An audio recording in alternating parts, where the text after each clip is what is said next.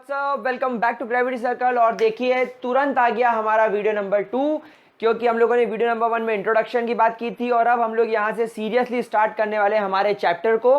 तो guys, chapter को start करने से पहले, जैसे मैंने आप लोगों से पिछले वीडियो में आपसे कहा था कि कुछ ऐसे एलिमेंट्स हैं जो जून 2016 यानी जून 2016 में इनके नेम आए थे और इन्हें प्रॉपरली प्लेस कर दिया गया था पीरियोडिक टेबल के अंदर।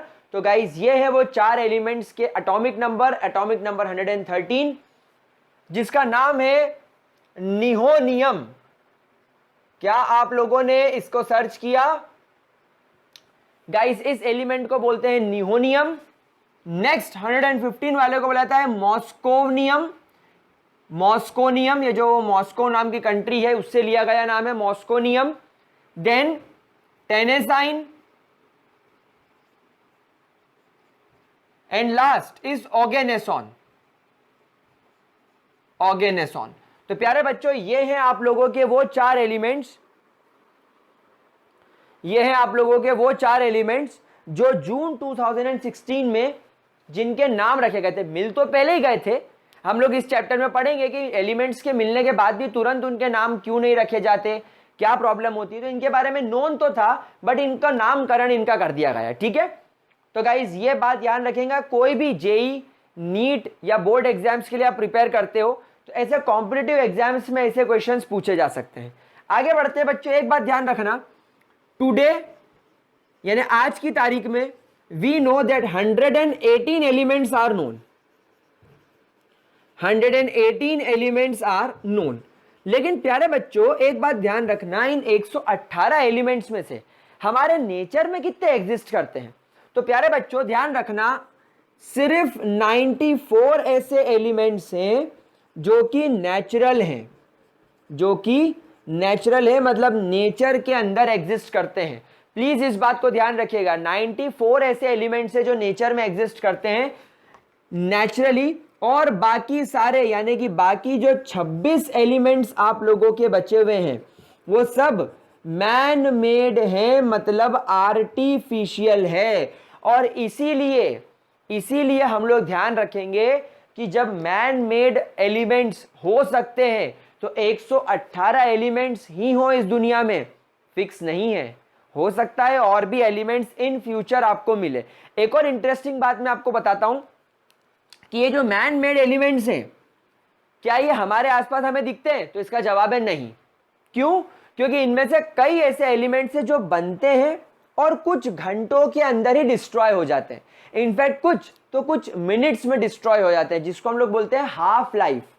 आप लोग और आगे चल के इसको पढ़ेंगे, केमिस्ट्री के साथ साथ आप लोग फिजिक्स में भी जब रेडिएशंस वगैरह पढ़ेंगे तो आपको ये चीज आएगी। हाफ लाइफ का मतलब होता है कि अगर मान लीजिए अभी मैंने 100 ग्राम 100 ग्राम मैंने एक एलिमेंट बनाया, तो जब वो टूटना चालू होगा, ऑटोमेटिकली जब वो टूटना चालू होगा तो वो 100 ग्राम से जब वो 50 ग्राम रह जाएगा, मतलब आधी क्वांटिटी बची, तो कितना समय लगा उसको आधा खत्म होने में, उसको हाफ डिस्ट्रॉय होने में कितना टाइम लगा, दैट इज हाफ लाइफ। तो काफी सारे एलिमेंट्स की हाफ लाइफ तो कुछ मिनट्स होती है, 4 मिनट 5 मिनट, मतलब 5 मिनट में वो इनिशियल का आधा डिस्ट्रॉय हो चुके होते हैं। सोचो, एलिमेंट्स बनेगा और टूट जाएगा, बनेगा और टूट जाएगा, इसलिए हमको बहुत सारे एलिमेंट्स नहीं दिखाई पड़ते। लेकिन अगर कोई एलिमेंट कुछ सेकेंड्स के लिए भी बन रहा है, अगर कोई एलिमेंट कुछ सेकेंड्स के लिए भी बन रहा है तो वो एलिमेंट कहलाएगा, क्योंकि वो एग्जिस्ट कर रहा है, इस दुनिया में है, भले ही 1 सेकेंड के लिए है। तो हम ऐसा नहीं बोल सकते कि सिर्फ 118 एलिमेंट इस दुनिया में हो सकते हैं, आगे और भी हो सकते हैं, डिपेंड्स कि किस तरीके का काम चलेगा। क्या बात समझ में आ रही है? तो गाइज ये दो बातें इंपॉर्टेंट आपको मुझे बतानी थी। अब हम यहां से आगे चलेंगे। और गाइज एक बात मैं आपको बता दूं, जो जो चीजें मैं बोर्ड पे लिख रहा हूं आप लोग लिखते चले, स्क्रीनशॉट लेते चले, और अगर इतनी मेहनत से बचना हो तो ग्रेविटी सर्कल एप्लीकेशन डाउनलोड कर लो, वहां पर इसके नोट्स मैंने बहुत अच्छे तरीके से बनाए हैं, that all are available over there. If you want you can take the notes from the application. आगे बढ़ते हैं। Now guys let's start the classification. Let's start the classification of the elements. और गाइस क्लासिफिकेशन में सबसे पहले जो मैं आपको पढ़ाना, that is called as Dobereiner triad law. Dobereiner triad law. अब डॉबरनियर ये कुछ स्पेलिंग DOBER ENEIR भी लिखते हैं। आप लोग डॉबरनियर देख लीजिए, एनसीईआरटी से एक बार गो थ्रू कर लीजिएगा। स्पेलिंग हम लोग यहाँ पर इंग्लिश की क्लास नहीं कर रहे। बहुत सारे महान बच्चे आते हैं, सर इसकी स्पेलिंग में ई मिसिंग है, सर इसकी स्पेलिंग में आई मिसिंग है। अबे अंग्रेजों, काहे परेशान हो रहे हो? डॉबरनियर समझो, आगे बढ़ो। कोई नहीं देखता बोर्ड एग्जाम में, कोई नहीं देखता जेई और नीट में की स्पेलिंग क्या है। आपका कंसेप्ट आना चाहिए, हमको कंसेप्ट पर फोकस करना है। तो गाइस बात करेंगे डॉबरनियर ट्रायड लॉ की। डॉबरनियर ने अपना काम 1829 के अंदर ये किया था। क्या था आप लोग सब जानते हो, 1800 के आसपास 31 एलिमेंट्स नोन थे। सो डॉबरनियर ने इन 31 एलिमेंट्स के लिए कुछ सोचना स्टार्ट करा कि क्यों ना हम इन एलिमेंट्स को कुछ इस तरीके से रखना चालू करें, कुछ इस तरीके से इनको अरेंज करना चालू करें कि इनके अंदर कुछ सिमेट्री बन जाए। तो इनका एक ध्यान गया, इन्होंने एक चीज ऑब्जर्व करी कि जब ये कुछ एलिमेंट्स को, जैसे लिथियम, सोडियम और पोटेशियम, जब ये ऐसे कुछ एलिमेंट्स को इन the increasing order of their atomic mass arrange करते थे, मतलब कैसे किया इन्होंने, इन the increasing order of their atomic मास। हम लोग सब जानते हैं लिथियम का एटॉमिक मास 9 होता है, सोडियम का एटॉमिक मास 23 होता है एंड पोटेशियम का एटॉमिक मास 41 होता है। क्या बात समझ में आ रही बेटा आप लोगों को? प्लीज इस बात को ध्यान से देख लीजिए। 39 होता है, 39 लिखेंगे हम लोग इसको, 39 होता है।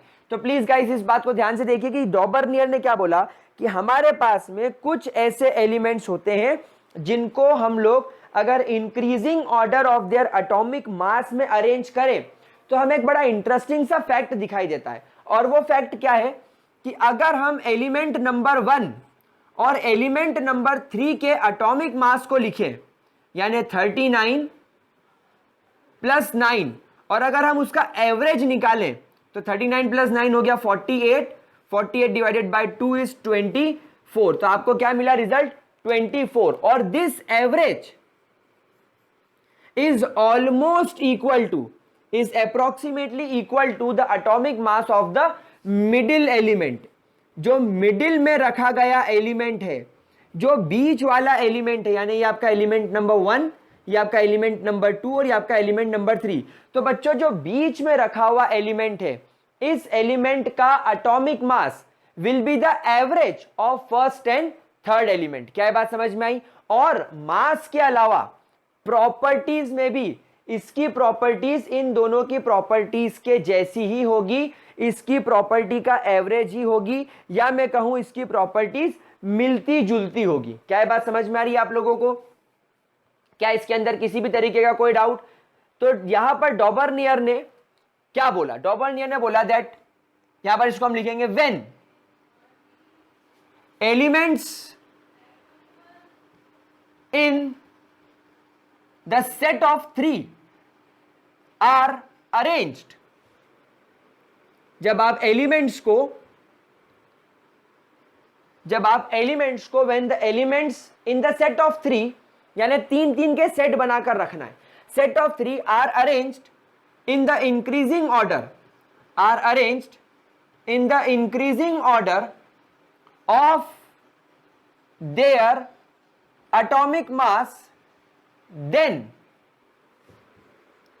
the atomic mass of the middle element, then the atomic mass of the middle element, जो मिडिल में रखा गया एलिमेंट है, atomic mass of the middle element is the average of the first and third element। First and third element का ये क्या होगा? Average होगा। और यही की यही प्रॉपर्टीज आप इसकी, आप यही की यही चीज आप इसकी प्रॉपर्टी में भी लगा सकते हो। And this rule is called as Dobereiner triad rule. What do you mean by triad? Triad का मतलब होता है सेट ऑफ 3। ट्रायड का मतलब यहां पर हम लोग क्या याद रखेंगे? Triad is nothing but a set of 3 elements. तो सेट ऑफ 3 एलिमेंट्स डॉबरनियर ने बनाए और ये ऑब्जर्व करा कि जब आप इन एलिमेंट्स को इनके इंक्रीजिंग ऑर्डर ऑफ देयर मास में रखोगे तो फर्स्ट और थर्ड वाले के मास का जो एवरेज होगा वो एग्जैक्टली बीच वाले के बराबर का होगा। Is that very much clear to you? This is called as Dobereiner triad law. पहले जरा इतना नोट कर लो, फिर अपन इसको रब करके जितने उन्होंने ट्रायड्स बनाए थे वो सब बनवाऊंगा, पर पहले इसको नोट करो, ठीक है बच्चों? अच्छा, एक छोटा सा इसको यहाँ ठीक कर लो। लिथियम का मैंने 7 होना चाहिए था, मैंने यहाँ पर 9 लिख दिया था, सॉरी। तो ये 46 हो जाना चाहिए और ये 23 हो जाना चाहिए, जो एग्जैक्टली इक्वल आएगा। लेकिन हम लोग ध्यान रखेंगे the average mass, then the atomic mass of the middle is average of the first and third element. और ये एवरेज कैसा रहेगा? ये अप्रोक्सीमेटली रहेगा, मतलब हर बार एग्जैक्ट आए ऐसा जरूरी नहीं है। तो अब हम लोग देखेंगे कि डॉबर्नियर ने कितने ट्रायड्स बनाए थे और कैसे कैसे ट्रायड्स बनाए थे। तो वो सारे ट्रायड्स अब मैं आपके सामने यहां पर बनाने वाला हूं। नो डाउट पहला ट्रायड आप लोग स्टडी कर चुके हो, lithium, sodium and potassium. Atomic number 7, atomic number 23 and atomic number 39। आप लोग देख सकते हैं फर्स्ट और थर्ड का एवरेज सेकेंड के एग्जैक्टली इक्वल आ रहा है। ये इसका पहला ट्रायड हो गया। दूसरा ट्रायड था बच्चों calcium, strontium and barium. Calcium, strontium and barium, जहां पर कैल्शियम का मास 40 एंड बेरियम का मास 137। जब आप इन दोनों का एवरेज करेंगे तो देखिए क्या आएगा, 40 plus 137 divided by 2 is equal to 177 divided by 2, that is 2 8 16, 2 8 16, 88.5। और हम लोग यहाँ पर देखते भी हैं कि यस, रियलिटी में भी स्ट्रोंशियम का मास 88 AMU आता है। तो आप देख सकते हैं अप्रोक्सीमेटली एवरेज आया है फर्स्ट और थर्ड का। प्रॉपर्टीज में भी तीनों सेम होंगे, यानी जो प्रॉपर्टी कैल्शियम की है वही स्ट्रोंशियम की है, वही बेरियम की है। आप प्रॉपर्टीज में जो लिथियम की है वही सोडियम की है और वही पोटेशियम की, यानी पर प्रॉपर्टीज के अंदर किसी भी तरीके का कोई भी चेंज नहीं आएगा। कैल्शियम के बाद आप यहां पर देखिए क्लोरीन, ब्रोमीन एंड आयोडीन, ये इन्होंने तीसरा सेट बनाया था, जहां पर कैल्शियम का मास 35.5 AMU होता है, आयोडीन का मास नो डाउट 127 AMU होता है। जब आप इन दोनों का सम करेंगे तो ये हो जाएगा 0.5, 7 + 5 12, 1 carry, 3 2 5 6 and 1 162.2 divided by 2, that is 81.25। And guys हम लोग देखते हैं ब्रोमीन का एटॉमिक मास आता है 81 AMU। आप देखिए अप्रोक्सीमेटली इसका भी एवरेज इक्वल ही है। तो क्या, अच्छा, प्रॉपर्टीज में जैसी प्रॉपर्टी क्लोरीन की वैसी ब्रोमीन की वैसे आयोडीन की। तो डॉबर्नियर का क्या कहना था, फिर मेरे साथ सारे बच्चे रिपीट करेंगे कि जब हम एलिमेंट्स को इन the increasing order of their atomic मास में अरेंज करते हैं इन अ सेट ऑफ 3, यानी जब आप 3-3 एलिमेंट के सेट बनाते हो और इन 3-3 एलिमेंट के सेट के अंदर एटॉमिक मास को कैसे रखते हो, इन द इंक्रीजिंग ऑर्डर, यानी छोटे से बड़े की ओर। तब हम ये देखते हैं, तब हमें ये इंटरेस्टिंग बात दिखती है कि जो फर्स्ट एलिमेंट और थर्ड एलिमेंट के मास का जो एवरेज होता है वो मिडिल एलिमेंट के मास के बराबर होता है। और इंटरेस्टिंगली मिडिल एलिमेंट की प्रॉपर्टी फर्स्ट और थर्ड से मैच करती है, यानी ऑलवेज मास के अलावा मिडिल वाले एलिमेंट की प्रॉपर्टी फर्स्ट और थर्ड एलिमेंट के प्रॉपर्टी से मैच करती है। क्या ये बात समझ में आ गई? And this law is called as Dobereiner triad law. Guys Dobereiner triad law पर क्वेश्चंस नीट और जेई लेवल पर तो बिल्कुल नहीं आते, लेकिन स्कूल लेवल पर, बोर्ड लेवल पर आप लोगों को यह बात पता होनी चाहिए। तो बच्चों प्लीज आप इसे नोट डाउन कर लीजिए, इसका स्क्रीनशॉट ले लीजिए, स्क्रीनशॉट ले लो, ठीक है? कोई दिक्कत इसके अंदर किसी भी तरीके की? स्क्रीनशॉट ले लिया। चलिए अब आप मुझे बताइए कि इसका ड्रॉबैक क्या होना चाहिए। डॉबर्नियर ट्रायड लॉ क्यों फेल हो गया, ये लॉ क्यों फेल हो गया, इसके क्या ड्रॉबैक्स थे? अरे ड्रॉबैक्स ही ड्रॉबैक्स है क्या? ये सिर्फ कुछ ही सेट्स पर एप्लीकेबल होता है, बाकी सारों पर नहीं। और भाई डॉबर्नियर की गलती भी नहीं है। डॉबर्नियर तब काम कर रहे थे जब मात्र 31 एलिमेंट्स नोन थे, तो उनका फोकस कम एलिमेंट्स पर था। आप खुद सोचो, जब आपके पास में लिमिटेड रिसोर्सेज होंगे, जब आपको इंफॉर्मेशन ही कम है, तो आप कम इंफॉर्मेशन के लिए काम करोगे, लेकिन जब बाद में इंफॉर्मेशन बढ़ती जाएगी तो आप भी तरक्की करते जाओगे। तो यहां पर यह प्रॉब्लम, ड्रॉबैक क्या है, that it is applicable only for few elements, सिर्फ कुछ एलिमेंट्स के लिए ही एप्लीकेबल होता है एंड सबके लिए नहीं। तो ये तो एक बहुत ही बड़ा ड्रॉबैक है। तो यहां पर गाइस हमारी सबसे पहली और सबसे इंपॉर्टेंट चीज दैट इज डॉबर्नियर ट्रायड लॉ खत्म होती है। आगे बढ़ते हैं और सेकेंड इंपॉर्टेंट लॉ की तरफ चलते हैं, जिसे एक प्रोफेसर, साइंटिस्ट, म्यूजिशियन, कुछ भी बोल लो उनको, उन्होंने दिया था, that is Newlands octave law. Guys ये ऑक्टेव लॉ है। अब मैं आपको एक बहुत बेसिक सी कंफ्यूजन बताता हूं। अभी आप लोगों को मैं ऑक्टेव पढ़ा रहा हूं, लेकिन केमिकल बॉन्डिंग जो अगला चैप्टर है उसमें ऑक्टेट पढ़ाऊंगा, टेट। तो ऑक्टेव और ऑक्टेट में कंफ्यूज मत होना, यहां पर ऑक्टेव लॉ है, ऑक्टेट नहीं, ठीक है, प्लीज इस बात का ध्यान रखिएगा। तो गाइस न्यूलैंड ऑक्टेव लॉ क्या कहता है? क्या हुआ, जब डॉबर्नियर का काम थोड़ा सा फेल हो गया, जब डॉबर्नियर का काम नहीं चल पाया, तब न्यूलैंड आए। न्यूलैंड की बात कुछ आसपास आप मान के चलो डॉबर्नियर के कुछ 15-20 साल के बाद की बात होगी, तब तक और नए एलिमेंट्स की डिस्कवरी हो गई थी। तो न्यूलैंड ने सोचा कि क्या हम लोग इन एलिमेंट्स को अरेंज करने के लिए कोई नई तरकीब सोच सकते हैं। ऐसा बैठे हुए थे और पियानो बजा रहे थे। पियानो बजाते बजाते उन्होंने एक धुन बजाई, सा रे गा मा पा धा नी। भाई गला बैठ गया। सा रे गा मा पा धा नी। नी के बाद क्या आएगा? सा रे गा मा प ध नी सा, सा रे गा मा प ध नी सा, सा रे गा मा प ध नी सा, मतलब सा रे गा मा प ध नी, और नी के बाद वापस से क्या आ गया? सा आ गया। इन्होंने बोला अरे ये तो एक बात मैंने अच्छी नोट करी कि सा रे गा मा प ध नी, और नी के बाद वापस से सा आ गया, और पहले वाला सा और नी के बाद जो सा आया है वो तो सेम है। समझ रहे हो? जो पहले सा बजाया था, सा रे गा मा प ध नी, और नी के बाद जो सा आया वो वाला सा और ये वाला सा तो सेम है। तो उन्होंने क्या करा, उन्होंने अब एलिमेंट्स को वापस से increasing order of their atomic मास के हिसाब से रखना शुरू किया। क्या ये बात समझ में आ रही है? तो जब उन्होंने एलिमेंट्स को रखना स्टार्ट किया तो उन्होंने सबसे पहला एलिमेंट जो हाइड्रोजन था उसको सा के नीचे रखा, और इन्होंने भी सेम फंडा यूज करा। इन्होंने भी क्या बोला, that when elements are arranged, that when elements are arranged, कैसे अरेंज किया गया? In the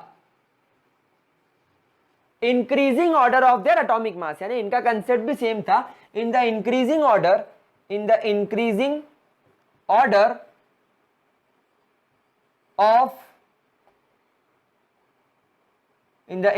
order of their atomic mass।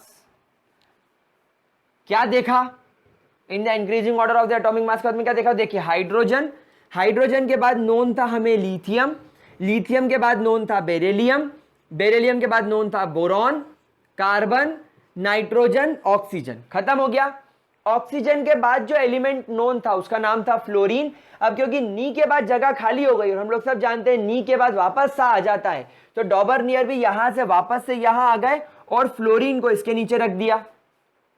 Then fluorine के बाद जो नेक्स्ट एलिमेंट नोन था वो था सोडियम, सोडियम के बाद जो था वो था magnesium, aluminium, silicon, phosphorus, sulphur. Sulphur के बाद एलिमेंट नोन था क्लोरीन, तो क्लोरीन को यहां रख दिया, पोटेशियम को यहां रख दिया और कैल्शियम को यहां रख दिया। और यहां तक रखने के बाद बहुत खुश हो गए, बहुत खुश हो गए। क्यों? क्योंकि उन्होंने एक बात देखी कि जैसे मैं इस नी को ऑब्जर्व करता हूं, नी अपने आप में एक ट्यून है, उस नी के नीचे ऑक्सीजन और ऑक्सीजन के नीचे सल्फर आ रहा है, and both are having same type of properties. इन दोनों की प्रॉपर्टीज कैसी है? सेम टाइप की प्रॉपर्टीज है। भले ही फिजिकल प्रॉपर्टीज ऑब्जर्व करो या केमिकल प्रॉपर्टी ऑब्जर्व करो या रिएक्टिविटी ऑब्जर्व करो या ट्रेंड ऑब्जर्व करो। तो यहां पर एक इंटरेस्टिंग बात पता चली कि ऑक्सीजन और सल्फर की प्रॉपर्टी सेम है। कैसे सेम है? एक अंदाजा देता हूं। डॉबर्नियर ने क्या किया होगा, ऑक्सीजन को हाइड्रोजन के साथ रिएक्ट करा तो H2O बना, वैसे उन्होंने सल्फर को हाइड्रोजन के साथ रिएक्ट करा तो H2S बना, देखो सेम बना, सेम बना। तो इन्होंने बोला हाँ ऑक्सीजन और सल्फर एक जैसे हैं, तो ये तो सही बात हो गई। फिर उन्होंने सोचा कि चलो ये धा को ऑब्जर्व करते हैं, तो क्या धा के नीचे उन्हें नाइट्रोजन और फास्फोरस मिला, उन्होंने इनकी प्रॉपर्टी चेक करी, तो उन्होंने पाया कि जब हम नाइट्रोजन को हाइड्रोजन के साथ रिएक्ट करते तो NH3 बनता है और फास्फोरस हाइड्रोजन के साथ PH3 बनाता है। अरे ये भी सेम है, मतलब लॉटरी लग गई मेरी, तो फास्फोरस और नाइट्रोजन सेम है। जब उन्होंने इस पा वाले को ऑब्जर्व करा तो इसके अंदर कैल्शियम और सिलिकॉन दोनों रखे गए, कार्बन और सिलिकॉन दोनों रखे गए। कार्बन 4 हाइड्रोजन के साथ रिएक्ट करके CH4 बनाता है, सिमिलरली सिलिकॉन भी 4 हाइड्रोजन के साथ रिएक्ट करके SiH4 बनाता है। मतलब यहां तक ये बात प्रूफ हो गई, यहां तक हमें बात बहुत अच्छे तरीके से क्लियर हो गई कि ऑक्टेव लॉ में अगर एलिमेंट्स को आप इंक्रीजिंग ऑर्डर में इस म्यूजिकल नोट के हिसाब से रखोगे तो बात बन सकती है। क्या ये बात समझ में आ रही है? समझ में आ रही है बात आप लोगों को? तो इस का मतलब क्या है? जब उन्होंने यहां पर हाइड्रोजन को देखा, फ्लोरीन और क्लोरीन को देखा, तो उन्होंने बोला कि देखो एक हाइड्रोजन सिर्फ एक ही हाइड्रोजन के साथ रिएक्ट कर सकता है और क्या बना सकता है H2, और ये एक तरीके की गैस है। फिर उन्होंने देखा फ्लोरीन भी अपने जैसे फ्लोरीन के साथ कंबाइन होकर गैस बना सकता है, क्लोरीन भी अपने जैसे क्लोरीन के साथ मिलकर गैस बना सकता है, और हाइड्रोजन और फ्लोरीन कंबाइन होकर HF बना सकते हैं, हाइड्रोजन और क्लोरीन मिलाकर HCl बना सकते हैं। तो बिल्कुल सिमिलैरिटी होने की वजह से उन्हें एक बात यह समझ में आ गई कि हां ये ऑक्टेव टेबल बिल्कुल सही है। अब उन्होंने हमें क्या बताया? तो उन्होंने हमें बोला कि जिस प्रकार म्यूजिकल नोट में पहला वाला म्यूजिकल नोट 3, 4, 5, 6, 7 यानी जिस प्रकार म्यूजिकल नोट में पहला और 8वां म्यूजिकल नोट सेम होता है, कैसे? सा रे गा मा प ध नी, ये 7 हो गया। नी के बाद 8वां नोट कौन सा आएगा? फिर से सा आएगा। तो आप देखिए पहला नोट और 8वां नोट बिल्कुल सेम है। ठीक उसी प्रकार अगर आप एलिमेंट्स को उसके increasing order of their atomic मास में रखोगे, so the properties of the first and the eighth element is same यानी आपके एटॉमिक मास के इंक्रीजिंग ऑर्डर में अगर आप एलिमेंट्स को अरेंज करोगे तो हर पहला और 8वां एलिमेंट ऐसा मिलेगा जिसकी प्रॉपर्टी में सिमिलैरिटी हो। कहीं से भी उठा के देख लो। लेट्स से मैं यहां से हाइड्रोजन देखता हूं, ये पहला, ये दूसरा, ये तीसरा, ये चौथा, ये 5वां, ये छठा, ये 7वां और ये आ गया 8वां। हाइड्रोजन और फ्लोरीन की प्रॉपर्टी सेम है। चलो अब ये सब छोड़ो, अब एक बार अपन एक काम करते हैं, अब अपन यहां से बेरिलियम के लिए देखते हैं। तो बेरिलियम पहला, बोरॉन दूसरा, कार्बन तीसरा, ये चौथा, ये 5वां, ये छठा, ये 7वां, ये 8वां। यानी कि टेक्निकली भाषा में बोला जाए तो बेरिलियम अगर पहला है तो मैग्नीशियम इसके लिए 8वां है, अगर मैग्नीशियम पहला है तो कैल्शियम इसके लिए 8वां है। यानी हर पहला और 8वां एलिमेंट प्रॉपर्टीज में सिमिलर होगा। अगर बोरॉन पहला है तो देखिए 1 2 3 4 5 6 7 8, एल्यूमिनियम उसके नीचे आना ही है। अगर आप फ्लोरीन को पहला मान रहे हो तो 1 2 3 4 5 6 7 और ये 8। समझ गए? तो यहां पर न्यूलैंड का ऑक्टेव लॉ इस तरीके से काम कर गया। तो न्यूलैंड ने क्या बोला कि अगर आप एलिमेंट्स को उनके increasing order of their atomic मास के हिसाब से रखते हो तो हर पहले और 8वें एलिमेंट की प्रॉपर्टी सेम होगी, इसलिए आप उसको सेम ग्रुप के अंदर रख सकते हो। जैसे पा, तो पा वाला जो ग्रुप है उसके अंदर कार्बन और सिलिकॉन आ गया, जो नी वाला ग्रुप है उसके ऑक्सीजन सल्फर आ गया, जो सा वाला ग्रुप है उसमें हाइड्रोजन फ्लोरीन और क्लोरीन आ गया, और सब उसके increasing order of their mass के हिसाब से रखे हुए। Is that clear to you guys? कोई दिक्कत? लेकिन कुछ ड्रॉबैक्स अगर ना हो तो केमिस्ट्री में मजा क्या है? केमिस्ट्री क्या है? ड्रॉबैक्स की मिस्ट्री है। दिन भर ड्रॉबैक्स ही पढ़ना है इसमें। पहला ड्रॉबैक, हमारे पास नोबल गैस को रखने के लिए यहां पर जगह ही नहीं है, और अगर आपके पास में नोबल गैस आ गई तो पिक्चर बिगड़ जाएगी। पिक्चर कैसे बिगड़ेगी मैं आपको बताता हूं। हाइड्रोजन के बाद आती है हीलियम, तो यहां रखना पड़ेगा हीलियम, यहां रखना पड़ेगा लिथियम, यहां रखना पड़ेगा बेरिलियम, यहां रखना पड़ेगा बोरॉन, यहां रखना पड़ेगा कार्बन, यहां रखना पड़ेगा नाइट्रोजन। तो अब ऑक्सीजन आ जाएगा हाइड्रोजन के नीचे, और हम लोग जानते हैं हाइड्रोजन और ऑक्सीजन एक जैसे नहीं होते। हीलियम के नीचे आ जाएगा फ्लोरीन। हम लोग जानते हैं फ्लोरीन बहुत रिएक्टिव होता है और हीलियम नॉन रिएक्टिव होता है। तो अब ये पूरी टेबल गड़बड़ा गई। तो इसी वजह से पहला ड्रॉबैक क्या हो गया? No place for noble gas. Noble gas के आते ही पिक्चर आपकी खराब हो जाएगी, टेबल आपकी बिगड़ जाएगी। दूसरा, कैल्शियम के बाद जैसे स्कैंडियम, टाइटेनियम, वेनेडियम, क्रोमियम जैसे हेवियर एलिमेंट्स आते हैं, टेबल बिगड़ जाती है। मतलब कैल्शियम के बाद यहां पर क्या आना चाहिए था? स्कैंडियम, यहां पर आना चाहिए था टाइटेनियम, यहां पर आना चाहिए था वेनेडियम, यहां पर आना चाहिए था क्रोमियम। लेकिन क्रोमियम एक मेटल है, वहीं ऑक्सीजन और सल्फर तो गैस है। मतलब ये यहां पर टेबल काम नहीं करती। कैल्शियम के बाद से ये टेबल काम नहीं करती। तो हम लोग लिखेंगे this table is not for heavier elements after calcium. Calcium के बाद इस टेबल का बिगड़ना तय है। तो ये छोटे से एलिमेंट्स के लिए, पहले 20 एलिमेंट्स के लिए, हाइड्रोजन का एटॉमिक नंबर 1 एंड कैल्शियम का होता है 20, तो पहले 20 एलिमेंट तक के लिए तो काम करती है। तो it is applicable only for elements 1 to 20। उसके बाद फिर ये टेबल बिगड़ जाती है। तो बच्चों आज की क्लास में हम लोगों ने 2 लोगों के बारे में बात करी, Dobereiner uncle and Newlands uncle की। आई होप दोनों अंकल की बात आपको अच्छी तरीके से समझ में आ गई होगी, इनके ड्रॉबैक्स क्लियर होंगे। अब इनके रूल को याद कर लीजिएगा और ये टेबल को याद कर लीजिएगा। अब अगली क्लास में हम मेंडलीव पीरियोडिक टेबल के पहले 2 ऐसे लोगों की बात करेंगे जिनके बारे में ज्यादा बात नहीं की जाती, उसके बारे में भी हम बात करेंगे, ठीक है। फिर चलेंगे मेंडलीव पीरियोडिक टेबल की तरफ। तो प्लीज इतना नोट कर लीजिए, अगर कोई डाउट हो तो कमेंट सेक्शन में लिख दो, ताकि इस चैप्टर को पढ़ाते वक्त मैं आपके डाउट को क्लियर कर सकूं। Once the chapter is over, हम डाउट्स के ऊपर भी वीडियो नहीं बना पाएंगे, क्योंकि हम लोग नेक्स्ट चैप्टर पे शिफ्ट कर जाएंगे। तो चलिए, वीडियो पसंद आया तो लाइक करना, दोस्तों के साथ शेयर करना, सब्सक्राइब करना ग्रेविटी सर्कल को। नोट्स चाहिए तो ग्रेविटी सर्कल एप्लीकेशन पर अवेलेबल है। See you guys in the next video, bye bye.